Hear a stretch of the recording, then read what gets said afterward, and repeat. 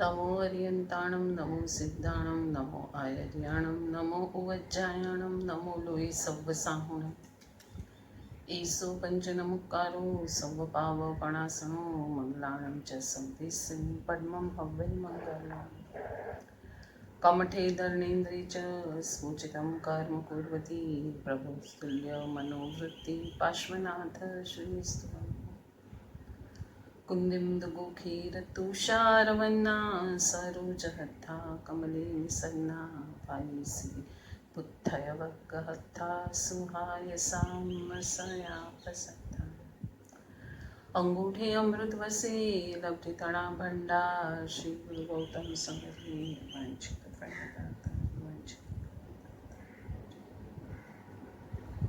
मोपाध्याय परम पूज्य યશોવિજય મહારાજ સાહેબ રચિત સમાધિ શતક ગ્રંથ અને તેના ઉપર પરમ પૂજ્ય ભક્તિ યોગાચાર્ય યશોવિજય મહારાજ સાહેબના વિવેચન.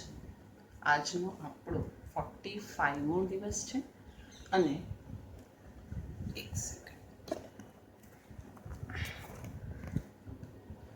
45મો દિવસ છે અને ગાથા છે આજે આપણી 50 પૂરી કરશું અને પછી 51ની શરૂઆત કરીશું. કાલે આપણે જો છાશમાંથી માખણ કાઢવાનું છે કે પાણીમાંથી માખણ કાઢવાનું છે, આપણે શેમાંથી માખણ કાઢવાનું છે? આપણે માખણ શેમાંથી કાઢશું? આપણે છાશમાંથી નીકળે ને માખણ, પણ આપણે શું કરી રહ્યા છીએ? પાણીમાંથી કાઢવાની કોશિશ કરી રહ્યા છે. અજ્ઞાની જીવ આ જ રીતે વર્તે છે. હું કરું પેલું છે ને, શકટેનો ભાર જાણે શ્વાન તાણે.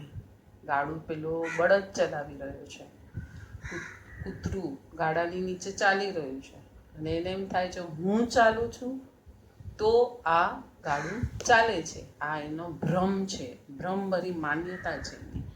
આપણે પણ જ્યાં કાર્ય કરવાનું છે, જેના વડે કાર્ય કરવાનું છે, એને તો ભૂલી ગયા અને હું કરું કરી અને આગળ વધવાની કોશિશ કરી રહ્યા છે. હવે કેટલી સફળતા આપણને આમાં મળશે આપણે જાતે ચેક કરશું. આગળ જઈએ છીએ.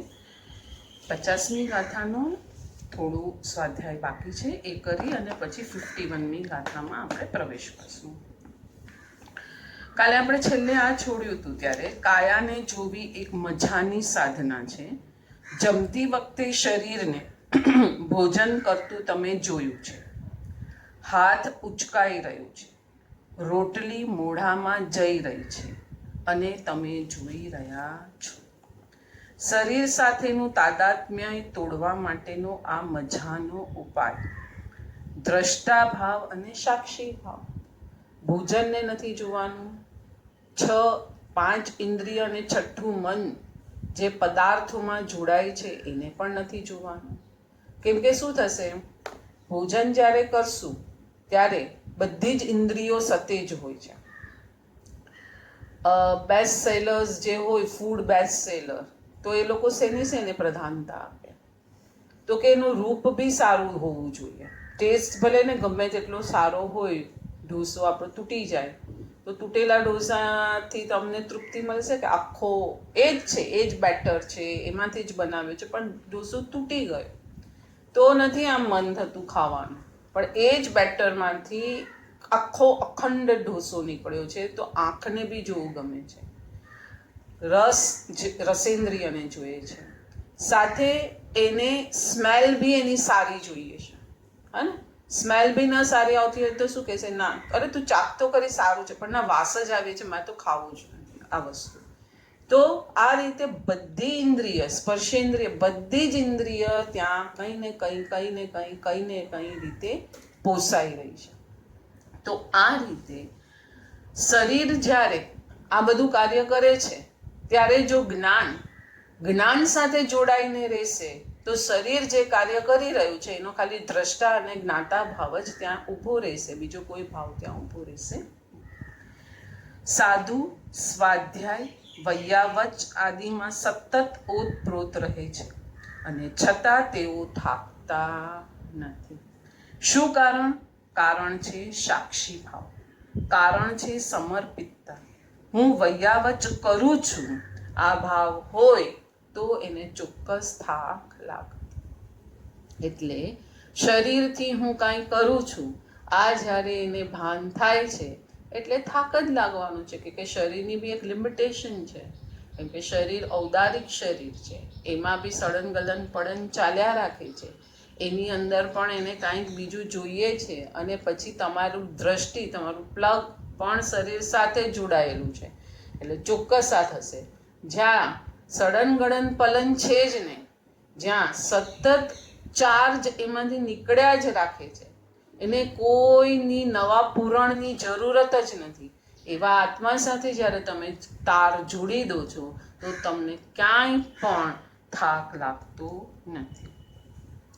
કર્તૃત્વમાં અપેક્ષા હોય છે, સાક્ષી ભાવમાં નિરપેક્ષ દશા હોય છે. કર્તૃત્વમાં અપેક્ષા છે ને, ઢોસો આખો હોવો જોઈએ, ટેસ્ટ સારો હોવો જોઈએ, સ્મેલ પણ સારી હોવી જોઈએ, આમ તૂટે તો કાનને આમ જરાક એનો કડકનેસનો અવાજ આવે તો બી એમ લાગે કે ના બરાબર છે. આ બધું તો ત્યાં અપેક્ષા હોય છે. મેં કર્યું જો કેટલો ફાઇન કડક તૂટે તો અવાજ આવે એવો ઢોસો છે. તો આ અપેક્ષા છે. જ્યારે સાક્ષી ભાવમાં ખાલી હું છું, મારું જ્ઞાન છે, પર પદાર્થ છે જ નહીં, તો ત્યાં નિરપેક્ષ દશા છે. તમે કશું કર્યું, હવે અપેક્ષા રહેશે કે બીજા એને સારું કહે. કોકે એ કાર્યને સારું કહ્યું તો ભીતરમાં ગમાના આંદોલન છે, કોક તેને બરાબર નહીં કહે તો અણગમાના આંદોલનો ચાલુ થાય છે. ગુરુની નિરપેક્ષતાની ધારા પર સાધકને દોડાવવા માંગે છે. હવે બહુ ફાઇન આવે છે. ગુરુ, જે આપણે 2-3 દિવસથી આ જ વાત છે, સ્ટેપ બાય સ્ટેપ આપણને ઘૂંટાવીને આગળ લઈ જઈ રહ્યા છે. હવે ગુરુ જે છે, કોઈ સાધક એમને સરેન્ડર થયો છે, બરાબર છે. હવે ગુરુ પણ કંઈ સીધી સાધના કે ફટાક દઈને કે બધી આપી નહીં દેશે, એનું ચેકિંગ તો કરશે ને, એનું લેવલ. ચલો, સરેન્ડરશીપ છે, નમ્રતા ભાવ છે, અહંકાર ઘણો ઘટી ગયો છે, એમને આજ્ઞાકીય જ રહેવાનો છે, આ બધું કન્ડિશન તો છે, છતાં અંદર હજી કેટલી બધી કન્ડિશનો એની તોડવાની બાકી છે. તો એ ગુરુ જ પોતાના આટલા વર્ષના માર્ગને જે મંઝિલ બનાવ્યો છે, એના એક્સપિરિયન્સથી સાધક ઉપર હવે કામ કરવાના છે. ગુરુ નિરપેક્ષતાની ધારા પર સાધકને દોડાવવા માંગે છે કે હજી તારામાં અપેક્ષા પડી છે, તારામાં હજી કંઈક એવી વસ્તુઓ રહી ગઈ છે, બાહ્ય તો ઘણું છોડ્યું, અંદર હજી શું રહી ગયું છે. સાક્ષી ભાવની ધારા પર રાજા ભર્તૃહરિ ગુરુ પાસે આવ્યા. ભર્તૃહરિની તો આપણને કથા બહુ ફેમસ છે. પિંગળા, ભર્તૃહરિ, રાજનર્તકી, અમૃત ફળ, આખી કથા છે. પછી અંગરક્ષક રાણીનો, અને અમૃત ફળ એક સાધકે ક્રિએટ કર્યું કે જે ખાશે એ અમર થઈ જશે. રાજાને રાણી પ્રત્યે પ્રેમ, એને આપ્યું. રાણીને દરવાન પ્રત્યે પ્રેમ, એને આપ્યું. દરવાનને રાજનર્તકી પ્રત્યે પ્રેમ, એને આપ્યું. રાજનર્તકી કહે છે કે હું તો મારા પાપમાં કાયમ ફસાઈને જ પડી છું, રાજાને આપું. રાજા ભર્તૃહરિ બહુ નોબલ, લોયલ, સારું છે, તો ઘણા કાળ સુધી પ્રજા સુખી રહેશે. ફરતું ફળ પાછું ક્યાં આવ્યું? ભર્તૃહરિ પાસે આવ્યું. અને ભર્તૃહરિને સંસારનું વૈરાગ્ય આપ્યું. ગુરુ પાસે આવ્યા છે, મને સંન્યાસ આપો, કે સંસાર આવો છે. તો એને ખટપટમાં ન ગયો, ત્યાગમાં ગયો. આપણને આખા દિવસમાં કેટલા એવા પ્રસંગો આવે છે, કેટલા પ્રસંગો આવે છે. ત્યારે સંન્યાસ યાદ આવે છે કે સામે એને જવાબ દેવાનું યાદ આવે છે? જવાબ દેવાનું યાદ આવે છે તો હજી પૂતગલાનંદી છે, આ ચોક્કસ થઈ ગયું. જો સંન્યાસ યાદ આવે તો આપણે હજી કઈ મોક્ષ. કેટલા નાની નાની ઘટનાઓ છે. આપણે તો આખી ઘટના ભર્તૃહરિને સોંપી દીધી, ભાઈ ભર્તૃહરિને આવું થયું એટલે ભર્તૃહરિ સંન્યાસ લેવા નીકળી ગયો. પણ આપણી સાથે આવી બધી ઘટનાઓ જ્યારે નાની નાની થતી હોય છે ત્યારે આપણને સંન્યાસ, વૈરાગ્ય, ત્યાગ, એ ઉત્પન્ન થાય છે. સંન્યાસ એટલે કદાચ તમે ઘર ન પણ દીક્ષા કે ઘર ન છોડ, પણ અમુક એક્ટિવિટીમાંથી તમારું મન વિડ્રો થાય છે કે ના હવે આપણે આમાં ખટપટમાં જવું નહીં. આ બી એક જાતનો સંન્યાસ છે. ઈચ્છાનો નિરોધ એ જ ત્યાગ છે. તો તમારી એ લેવલ આવે છે, એને સુધારવું, એની સાથે ખટપટ કરવું, એને આમ કેમ કર્યું, મેં તારા માટે આટલું કર્યું, તો આ બધા પર આપણું મન જાય છે. ભરતૃહરિએ રાણીને કાંઈ ન કીધું કે આટલું મેં તારા પર પ્રેમ કર્યો અને તે મને આવો દગો દીધો. કંઈ નહીં, સંસારનું સ્વરૂપ આવું જ છે, હું હવે સુધરી જાઉં. ગુરુ કહે છે ઉકરડા ઉપર પડેલ ચિથરાની લંગોટી બનાવી નગરમાં ભિક્ષાએ જઈ આવ, પછી હું જોઉં. કે સ્મશાન વૈરાગ્ય છે, અંદરથી પરિણમેલો વૈરાગ્ય છે, થોડા કાળ માટે રહેવાનો વૈરાગ્ય છે. અત્યારે આટલી મોટી થાપટ પડી છે તો વૈરાગ્ય આવ્યો છે કે સામાન્યથી વૈરાગ્ય છે કે હા ચલો 10-15 વર્ષ સાધના કરી લઈએ એ વૈરાગ્ય છે કે પછી લાંબા ગાળાનો દ્રષ્ટિ. આમાં 3 સંજ્ઞા મને યાદ આવે છે. હેતુવાદોપદેશિકી, વર્તમાનની જ ઘટના સાથેનું કનેક્શન છે, ભૂત ભવિષ્યને સુધારી લેવાનું કનેક્શન છે, કે દ્રષ્ટિમાં મોક્ષ માર્ગ છે ને કનેક્શન છે. ખ્યાલ આવ્યો? આ 3 ઘટના થઈ. તો કયા વૈરાગ્યથી દીક્ષા લેવા આવ્યા છે, કયા વૈરાગ્યથી સંન્યાસને ક્રિએટ કરી રહ્યા છે. ગુરુએ આખી પરીક્ષા કરી કે ઉકરડા પર પડેલી ચિથરાની લંગોટી બનાવ અને નગરમાં ભિક્ષાએ જા. લંગોટી પણ વ્યવસ્થિત કપડાની નહીં, ચીથરાની. અને નગરમાં ફરવાનું, લોકો શું કહેશે તે વિચારવાનું નહીં, લોકો જોઈને હસે તો પણ પ્રતિભાવ વગરના રહેવાનું. ભર્તૃહરિ એ પરીક્ષામાંથી પાસ થયા અને છેલ્લે ગુરુએ દીક્ષા. આપણે કોઈ પરીક્ષા કરે આવી એટલે આ પ્રકારની પાસ થઈ શકશો આપણે કે નથી. હવે હું તો કરોડપતિને આવી રીતે કેવી રીતે જઈશ? કેમ ત્યાગ કરી દેશે તો બી આગળ આવ્યું ને. કરોડો રૂપિયા તો હજી માથામાં જ રહ્યા હતા કે હું કરોડપતિ હતો ને મેં ત્યાગ કર્યો. કયા લેવલ સુધીનું અંદરનો સંસાર કાઢવાનો છે ત્યારે મોક્ષ માર્ગ સામેથી આવે છે. આખું અંદર વિચારો કેટલા લેવલ સુધીનું કાઢવાનું છે અંદરથી. ખાલી બાહ્ય લીપણ ગુપણ છાર કરી લેશો એનાથી કાર્ય નથી થવાનું. આ પૃષ્ઠભૂ પર કડીને જોઈએ, આ જે કડી છે એને જોઈએ. સો કહીએ સો પૂછીએ, તામે ધરીએ રંગ, યાતે મીટે અબોધતા, બોધ રૂપ હુઈ ચંગ. એટલે બોલતા પહેલા, કશું પૂછતા પહેલા સાધકના મનમાં એક વિચાર ઉઠશે. આ બોલવાથી, આ પૂછવાથી મારું અજ્ઞાન ઓછું થશે, મારો અહંકાર આનાથી ઘટશે. પૂછે છે પણ એની લેવલ હોવી જોઈશે. એને ચિંતન આગળ લીધું કાલે આપણે, અનુપ્રેક્ષા જ્ઞાન, ભાવના જ્ઞાન, ભાવન માર્ગ, આ બધું અંદર અનુભવ્યું હશે પછી એ પૂછશે. તો શું પૂછશે? મને આમાં હજી મારો અહંકાર નડે છે એ જ પૂછશે, એ બીજું કાંઈ નહીં પૂછશે. વિદ્વાન વક્તાની સભામાં, વક્તા કોણ છે? વિદ્વાન. એની સભામાં ચતુરાઈ ભર્યો પ્રશ્ન પૂછનારના ચહેરાને ઘણીવાર જોવાનું થાય. વિદ્વાનની સભા છે, વિદ્વાન વક્તા છે. વિદ્વાન વક્તા પોતાની પૂર્ણ તૈયારી કરીને આવ્યા છે. કદાચ સ્પર્શેલા વક્તા પણ હોય અને કદાચ બૌદ્ધિક સ્તરના વક્તા પણ હોય, અને એ ઉત્તમ પદાર્થોને કહી રહ્યા છે. ત્યારે પ્રશ્ન પૂછનાર છે કોઈએ ચતુરાઈ ભર્યો કે આવા મોટા નોન પર્સન છે અને એ જ્યારે લેક્ચર દઈ રહ્યા છે તો એ નોન પર્સનની આઈક્યુ લેવલ કેટલી હાઈ હશે, તો એમાં હું પ્રશ્ન પૂછું તો એ વધારે એક્સ્ટ્રા સ્માર્ટ પર્સન હશે. બરાબર છે?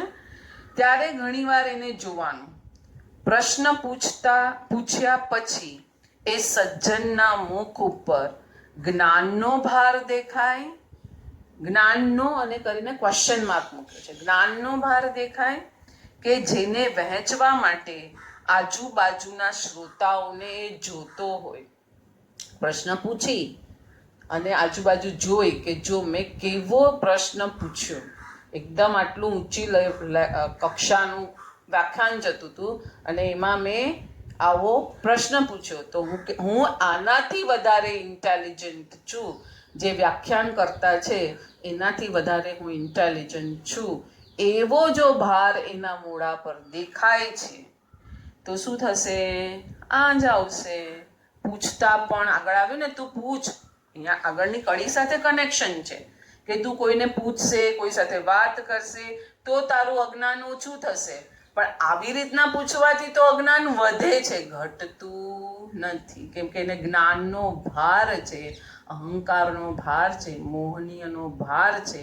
એનાથી એણે પ્રશ્ન પૂછ્યો છે, ન કે પોતાની સાધનામાં ક્યાં અટકી રહ્યો છે, કાંઈ સંશય આવ્યો છે એને ટાળવા માટે પ્રશ્ન પૂછ્યો છે. ત્યારે પ્રશ્ન આમાં યશોવીજી મા સાહેબે લગભગ વ્યાખ્યાનમાં કીધું હતું કે ક્યાં કીધું હતું, એની બોલવાની પદ્ધતિ, એના શરીરના આંદોલનો, એની પૂછવાની સ્ટાઇલ, એટલે બોલવામાં શબ્દમાં કર્કશતા હશે, પૂછવામાં પણ કર્કશતા હશે, શરીરમાં અકળાઈ આવી જશે, શરીર અક્કડ થઈ જશે, અને મુખની રેખાઓના આંદોલન ફરી જશે. તો આ આખું અજ્ઞાનને પ્રગટ કરે છે. પ્રશ્ન પૂછીને પણ એ પોતાના અજ્ઞાન, એટલે કયું અજ્ઞાન? પ્રશ્ન સંબંધી અજ્ઞાન નહીં. પ્રશ્નનો તો જવાબ એને ખબર છે, એને વિદ્વાનને ચેક કરવાનું છે, એને આખી ભર સભામાં પોતે જ્ઞાની છે પ્રૂવ કરવા માટેનો આ કર્યું છે. અહીંયા મિથ્યાત્વને પ્રગટ કરે છે. પેલામાં નમ્રતા હશે, પોલાઇટનેસ હશે ક્વેશ્ચન પૂછનારમાં, અંદર શરીર ઝૂકેલું હશે, મુખની રેખાઓમાં ગ્લાની એટલે દુઃખ નહીં, પણ હજી સાધના કરવાની મારી ઘણી બાકી છે એવું અંદર હશે.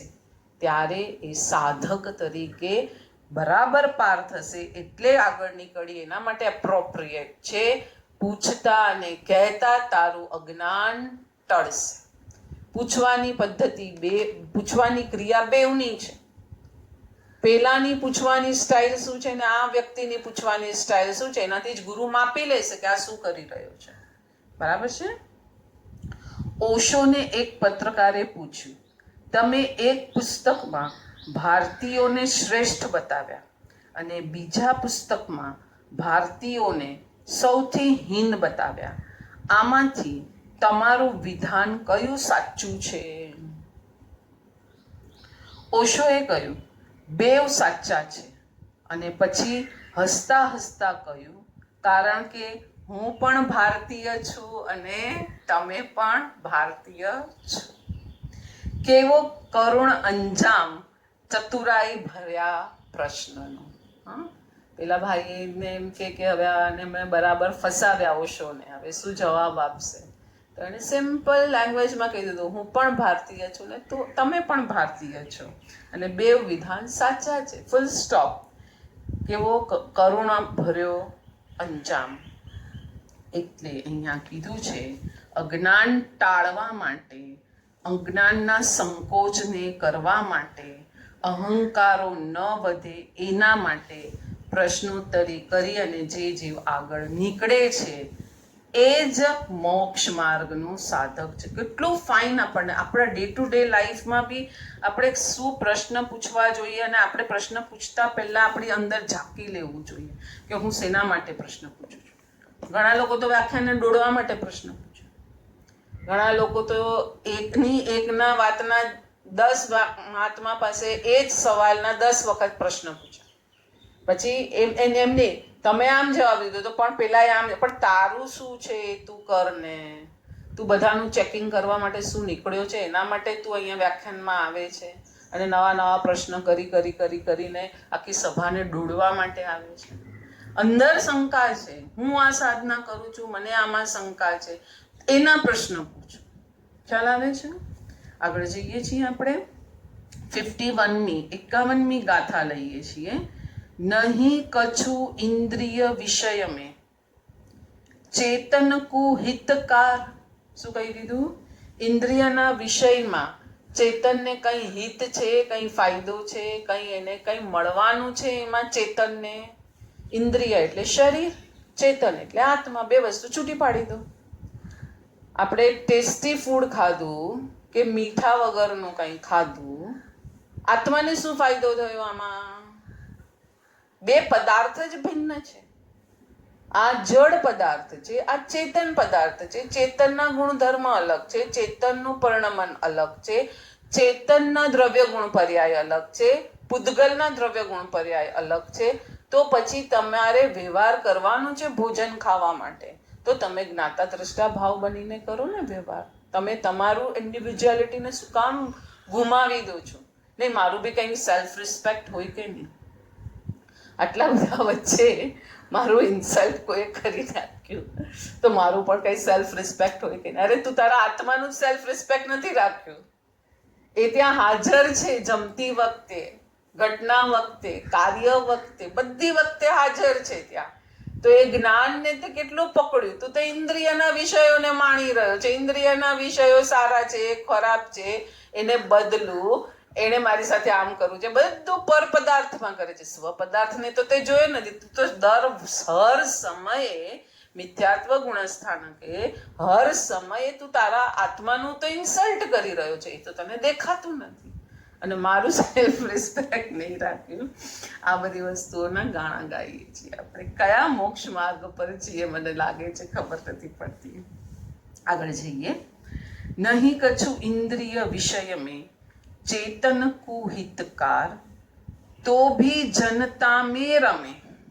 તો પણ શું કરે છે? એમાં જ લોકો રમ્યા રાખે છે. અંધો મોહ અંધાર.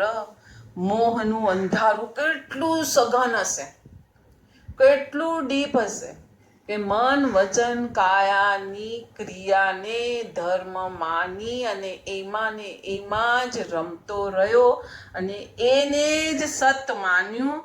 પોતે કોણ છે તો ખબર જ ન કરી અને પોતાને પામવાની તો પ્રગતિ પણ ન કરી. ચલો, સ્ટાર્ટિંગના સ્ટેજમાં એને ખબર નથી ને એને આ પ્રમાણે કર્યું તો કંઈ વાંધો નથી, જ્ઞાનીઓ એને બી માફ કરે છે. Okay, it's okay.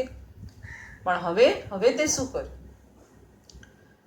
હવે શું કર્યું? આગળ જઈએ. ઇન્દ્રિયના વિષયમાં પરને જોવા સાંભળવા આદિમાં ચેતન માટે કલ્યાણ કરશું. અહીંયા શબ્દ ખાસ વાપર્યો, ચેતન, ચેતના. ઇન્દ્રિય ચેતન છે, ઇન્દ્રિય ચેતન છે. બધું નો કર્મથી જે મળેલું છે, ઐશ્વર્ય, દાગીના, કપડા, ઘર બાર, એ ચેતન છે ના? આ કંઈ ચેતન નથી. આ ચેતન છે. જે જાણી રહ્યો છે એ ચેતન છે. આમાં તો ચેતના નામનો ગુણ પણ નથી. તો હવે આપણે ક્યાં ભૂલ ખાઈએ છીએ? આપણને કંઈ ખબર પડે છે? જેને પોતાને હું પૈસો છું, કેમ કે આ તો બધી પૂતગલની એઠ છે. દેવચંદ્ર મહારાજ સાહેબે કહી દીધું, અત્યારે એ પૈસા રૂપે છે. સડન ગલન પડીને કરી અને પાછું ત્યાં ઉડી ગયું. પછી એ ઘઉં રૂપે બન્યું. ઘઉં કોઈએ ખાધું તો એ વિષ્ટા રૂપે બન્યું. પાછું વિષ્ટાના પરમાણુ છૂટા પડ્યા, હવે એ સોના રૂપે બન્યું. હવે તું સોનામાં મોહાય છે ને વિષ્ટાને તું નિગ્લેક્ટ કરે છે, એને જોઈને તું દુર્ગંછા કરે છે. બધું જ પૂતગલ છે. એ કોઈ આપણને પેલા કોઈ જ્ઞાનથી બતાવે ને કે આ ધારો કે સોનાની બંગડી છે, હમણાં એના જે પરમાણુ છે, તો એ કોક ભાવમાં કોઈ મળદાના પરમાણુ હતા. આમ તો એક ઇન્દ્રિયના જ મળતા, પણ લાઈવ માણસના મળદાના પરમાણુ હતા. એ પરિણમીને સોના એક ઇન્દ્રિયના જીવે ગ્રહણ કર્યા.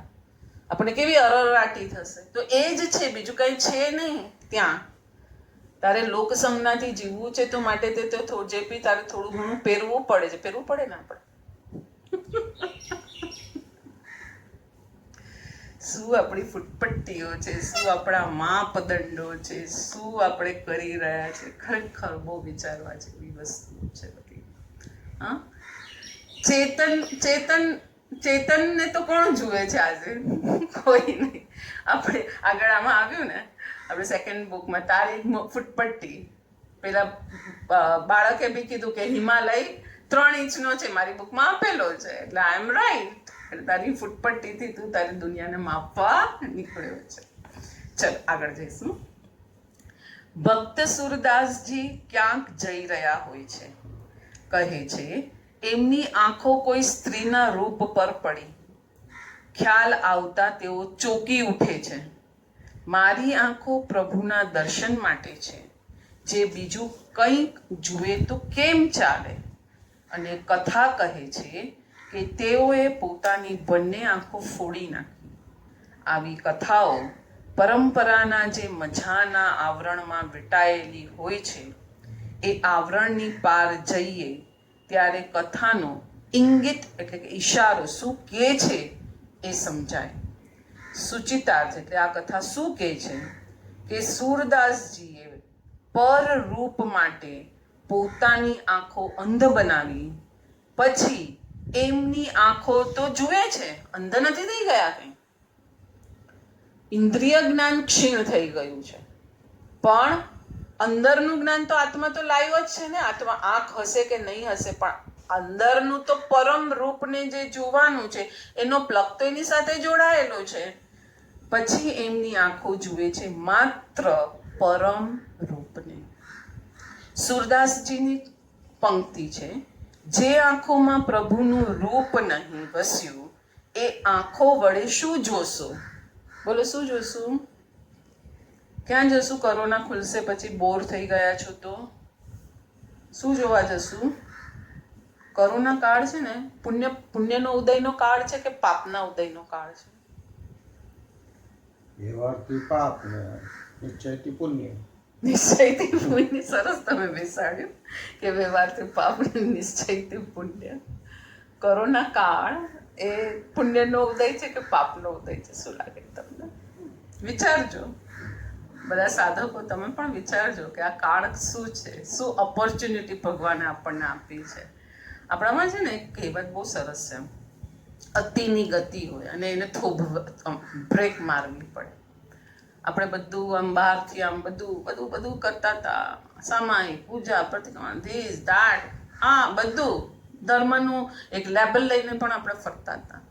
કરુણાએ જે એક આપણને થાપટ મારી છે, થાપટ જ લાગશે. આમ તમે વિચારજો શાંતિથી બેસે. એ થાપટમાં જે લોકોએ ધર્મને સમજ્યો છે સાચી રીતે, એ લોકો માટે તો એમ જ કે છે આ પુણ્યના ઉદયનો કાળ આવ્યો છે. જે હું બહારની દુનિયા સાથે મારે રહેવું પડતું હતું, જવું પડતું હતું, બધી ફોર્માલિટી સાચવવામાં બી મારે મારો સમય ગુમાવવો પડતો હતો, બધો સમય કટ થઈ ગયો. અને હવે તો મને મજા જ છે. સ્વાધ્યાયમાં કંઈ અડચણ નહીં, હા, સવર્ણના ટાઈમ બી સાચવવામાં કોઈ અડચણ નહીં. મન પડ્યું એ કામ કરી લીધું. નહીં અત્યારે સ્વાધ્યાયમાં રચો, 4 કલાક બેસી જાઓ, પછી કરજો કામ તો આપણે જ કરવાનું છે, જ્યારે કરવું હોય ત્યારે કરશું. એટલે ઘણા લોકો આને પુણ્યનો કાળ માને છે, કે જેને અંદર જવું છે, જેને કંઈક સમજણ. બહુ શાંતિ છે આ કાળમાં. હવે તો લોકડાઉન ખુલી રહ્યું છે, ખુલવાનું પ્રોસિજર ચાલુ છે એટલે. પણ જ્યારે એકદમ ટોટલ લોકડાઉન હતું, કેટલી શાંતિ હતી. ઘરમાં રહે એ કુદરતે કીધું. અને આપણા તીર્થંકર ભગવંતોએ તો પહેલેથી જ કીધું, આત્મઘરમાં જ રે, ક્યાંય બહાર તારે જવાની જરૂર નથી. તો આત્મઘર તરફ જવાનો ટાઈમ આપણને મળ્યો તો જેણે જે રીતે એને માણ્યો એ રીતે એના માટે પુણ્ય અને એના માટે પાપ બધા પોતપોતાની રીતે ચેક કરશે તો ખ્યાલ આવી જશે કે આપણે શું કર્યું. અહંકાર, મોહ, ભય ઓછા કર્યા, એને તોડવાના રસ્તા શોધ્યા કે અહંકાર, મોહ, ભય પોષ્યા શું કર્યું આપણે જોઈશું. આગળ જઈએ. મજાની વાત એ છે કે પ્રભુનું રૂપ તે જ રૂપ છે, બાકીનું બધું અરૂપ, કરૂપ છે. દેશ અને કાળને વિંધીને ભક્ત કવિની આ વાણીની અનુગુંજ પડઘાય. હવે જર્મન કવિની વાત લે છે ગુરુજી. Put out my eyes so that can see you. બસ. અને હરીન્દ્ર દવે એમનું ગુજરાતી ટ્રાન્સલેશન કર્યું. ઠારી દે આ દીપ નયનના તવ દર્શનને કાજ, જો કાચ નથી આ ખપના. આ કાચ છે જેમાં બધા પ્રતિબિંબો પડ્યા રાખે છે અને હું એને સારા માનું છું, એને ઝીલ્યા રાખું છું, એમાં ભળ્યા રાખું છું, એને એને માણ્યા રાખું છું, મારા અહંકારોને પોષ્યા રાખું છું, મારા મોહની અને ગાઢ કર્યા રાખું છું, તો આ કાચ મારા કોઈ ખપના નથી. ત્રણ વ્યક્તિ આવી. એક સુરદાસજી આવ્યા, બીજા આવ્યા જર્મન કવિ રિલ્કે, અને ત્રીજા આવ્યા હરીન્દ્ર દવે. ત્રણેય જણાએ એક જ વાત કીધી છે, ઇન્દ્રિયોને સાંકળવી જોઈએ પ્રભુ સાથે. યુગમંદર જીન સ્તવનમાં મજાની કલ્પના કરી છે. શ્રવણા સુખિયા તુમ નામે, શ્રવણા સુખિયા તુમ નામે, નયણા દર્શન નવી પામે, એ તો ઝઘડાને ઠામ. બહુ હાઈ, એકદમ હાઈ. આ સ્તવન બહુ સુંદર છે દેવચંદ્ર મહારાજ સાહેબનું. શું કે છે? પ્રભુ, કાનને તો તમારું નામ સાંભળવું ગમે છે અને રાજીના રેડ થઈ ગયો, પણ આંખોને તમારું દર્શન મળતું નથી. પ્રભુ, આ તો ઝઘડાની વાત તમે ઊભી કરી. ઝઘડો પણ કેવો? 4 અંગુલ અંતર રહેવું, શોકલડીની પરે દુઃખ સહેવું. આ કાન અને આંખ, આપણી આંખ અને કાન વચ્ચે 4 આંગળનું અંતર છે, વધારે અંતર છે નહીં. બરાબર છે? કાન અને આંખ વચ્ચે 4 આંગળનું અંતર, એમાં એકને પ્રભુ નામ મળે અને બીજાને પ્રભુ રૂપ ન મળે. આ તો કેવું ભારે દુઃખ! પ્રભુ વગર આ દુઃખની વાત મારે કોને કહેવી? પ્રભુનું નામ સાંભળવું ગમે છે, પ્રભુની કથા સાંભળવી ગમે છે, પ્રભુના જીવન ચરિત્ર સાંભળવા ગમે છે, આત્માના વિશેનું બધું સાંભળવું ગમે છે, બધું કાનને ગમે છે અને એમાં ઊંડો ઉતરીને પણ એ કરે છે. પણ જ્યારે દેખવાનું આવે છે ત્યારે શું થાય છે? ચૂકી જાય છે. એટલે આપણી ઇન્દ્રિય જ આપણા વશમાં નથી. આપણું મન કેવું છે? આ ઇન્દ્રિયથી આ જ સાંભળે છે. અહીંયા ઝઘડો થાય છે, ના, આપણે ત્યાંથી ઊભા રહેવું, આપણા મનના ભાવ બી કલુષિત થઈ જશે, ચલો આગળ. પણ જ્યારે દેખવાનું આવે છે ત્યારે પ્રભુ રૂપ સિવાય પણ બીજું બધું દેખી લઈએ છીએ. હવે ઝઘડાનું નિરાકરણ કે છે, બહુ ફાઇન છે. મોટા પુરુષો પાસે જઈએ એટલે 2 જણના ઝઘડાનો અંત આવી જાય જ. અને દેવચંદ્ર મહારાજ સાહેબે તો અહીંયા યુગમંદર સ્વામીને પ્રાર્થના કરી છે, અને પ્રભુ, તમે અમને કેવળ જ્ઞાન અને કેવળ દર્શન આપી દો, તમને અમે પ્રત્યક્ષ જોઈશું. હવે ઝઘડો કેવો ને વાત જ કેવી! કેટલી સુંદર કલ્પના કરી છે. એટલે જે સાંભળીએ છીએ એ જો પરિણામ આવશું નહીં, બસ આખી સાધના અહીંયા આપી દીધી, એ પરિણામ આવશું નહીં તો પણ કાંઈ બેડો પાર થવાનો નથી. જે સાંભળીએ છીએ એનું પરિણમન આવશે ત્યારે આંખ કદાચ જોતી પણ હશે, ઉપયોગમાં સ્થિર હશે. આપણી કદાચ આ લેવલ આંખ કાઢી નાખવાની ને આ ત્યાં સુધીની નથી, પણ ઉપયોગને ખેંચવાની આદત નાખશું, ઉપયોગમાં સ્થિર રાખશું. શ્રાવકના વ્રતો આ જ બતાવે છે, તારા ઉપયોગને તારામાં રાખ, બાર કશે ભટકાવ નહીં. બસ એ જ વસ્તુ અહીંયા આવી છે. એટલું ફાઇન કીધું કે મોટા માણસ પાસે જાય છે એટલે શું કરે છે? એને કેવળ જ્ઞાન અને કેવળ દર્શન તમે મને આપી દો એટલે અમારા બંને વચ્ચેનો આખો ઝઘડો સમાપ્ત થઈ જશે. શીતલનાથ પ્રભુની સ્તવનામાં પણ માનવીજય મહારાજ સાહેબે ઇન્દ્રિયોના પ્રભુ સાથેના મનોહર સંબંધની વાત કીધી. પ્રભુના મુખને જોયું આંખોએ અને આંખોમાં આંસુ થીજી ગયા. એ દર્શન સુખની શીતળતા અત્યારે અસ્તિત્વમાં વ્યાપી, ત્યારે તાપ ઉકળાટ કંઈ હતું નહીં.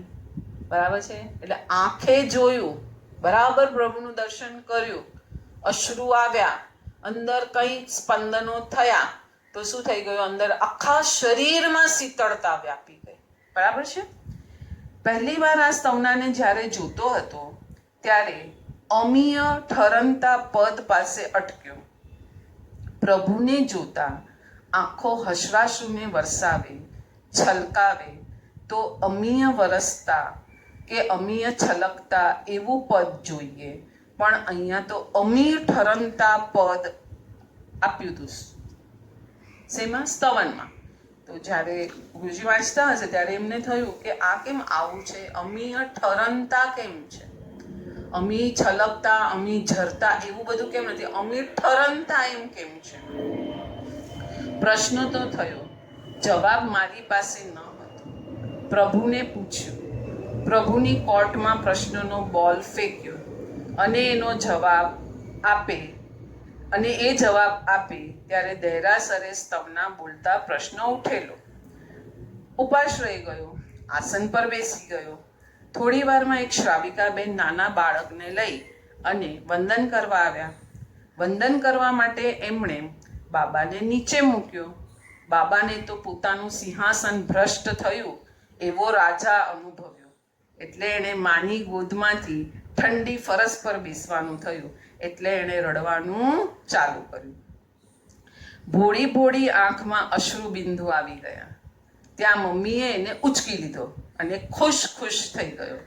મોઢું હસું હસું. પેલા અશ્રુબિંદુનું શું થયું? એ ત્યાં થીજી ગયા, ફ્રીઝ થઈ ગયા.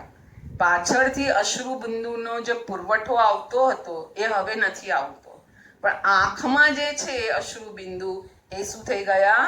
ફ્રીઝ થઈ ગયા. હવે એ આગળ વહેવાની જગ્યા પણ નથી અને પાછળથી કંઈ આવવાનું પણ નથી, અહીંયા ફ્રીઝ થઈ ગયા છે. મને મારા સ્તવનની કડીનો જવાબ મળી ગયો. પ્રભુના દર્શન માટેની વિરહ વ્યથા આંખમાં અશ્રુબિંદુ ઉભરાયા. પ્રભુએ દર્શન આપી દીધું. હવે આ અશ્રુ ત્યાં જ ફ્રીઝ થઈ ગયા, થીજી ગયા. આજે આપણે અહીંયા સ્વાધ્યાયનો વિરામ લઈએ. બધા સાધકો સાતામાં હશો. જીનાજ્ઞા વિરુદ્ધ કાંઈ પણ બોલાયું હોય તો મિચ્છામી દુક્કડમ, અને અમારી ચેનલ સ્વાધ્યાય બાય ભાવનાજી જરૂરથી સબસ્ક્રાઈબ કરજો. પ્રણામ.